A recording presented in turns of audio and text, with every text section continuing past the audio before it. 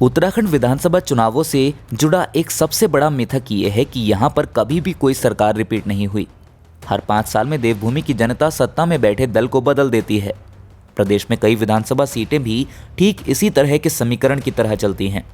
लेकिन आज हम वोटिंग उत्तराखंड में जिस सीट के इतिहास की बात करने वाले हैं वो सीट थोड़ी सी अलग है।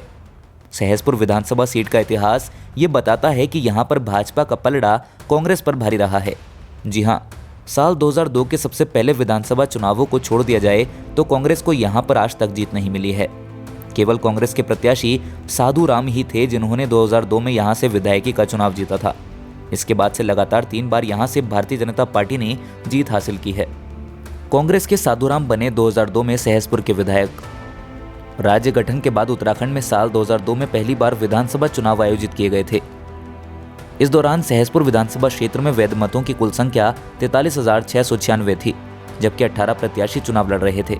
इन चुनावों में कांग्रेस के उम्मीदवार साधु राम को जीत मिली और वे सहसपुर के विधायक बन गए। उन्हें 15,588 वोट मिले थे। दूसरे नंबर पर भारतीय जनता पार्टी के प्रदीप रहे, जिन्हें 10,392 वोट मिले। भाजपा के प्रत्याशी को 5,196 मतों से हार का सामना करना पड़ा था। जबकि तीसरे नंबर पर उत्तराखंड जनवादी पार्टी के गुलाब सिंह रहे, जिन्हें 5,605 वोट मिले थे। 2007 चुनाव में पहली बार भाजपा की हुई सहसपुर सीट। साल 2007 में उत्तराखंड की दूसरी विधानसभा के लिए चुनावी रण होना था। इस बार सहसपुर के 68,673 वैध मतों के जरिए 17 उम्मीदवारों में से विधायक को चुना गया था। इन चुनावों में सहसपुर से पहली बार बीजेपी को जीत मिली थी। गौरतलब है कि 21,390 वोट लाकर भाजपा के प्रत्याशी राजकुमार सहसपुर के विधायक बन गए थे। उन्होंने 16,490 वोट लाने वाले कांग्रेस के प्रत्याशी और तत्कालीन विधायक साधु राम को 49,100 वोटों से हरा दिया था। बता दें कि तीसरे नंबर पर बहुजन समाज पार्टी के प्रत्याशी शीशपाल सिंह रहे, जिन्हें 9,855 वोट मिले थे। साल 2012 में भाजपा के सहदेव सिंह पुंडीर ने जीती सहसपुर सीट।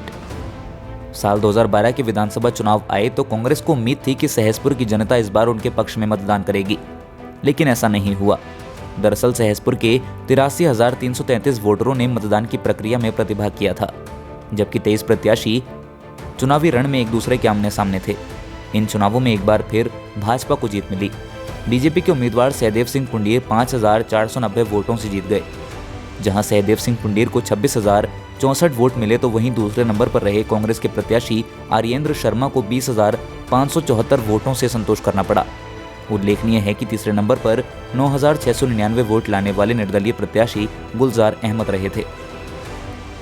सहसपुर विधानसभा सीट से लगातार तीसरी बार जीती बीजेपी। साल 2017 के विधानसभा चुनावों में सहसपुर विधानसभा क्षेत्र में वैध मतों की कुल संख्या 1,08,777 थी। इस बार 15 प्रत्याशी विधायक बनने की रेस में शामिल थे। इन चुनावों में भाजपा ने सहसपुर सीट पर हैट्रिक जमाई। एक बार फिर सहदेव सिंह पुंडीर को मतदाताओं ने विधायक बना दिया। उन्हें 44,055 वोट मिले थे। तब कांग्रेस के किशोर उपाध्याय 25,192 वोटों के साथ दूसरे नंबर पर रहे थे। उन्हें 18,863 वोटों से हार मिली थी।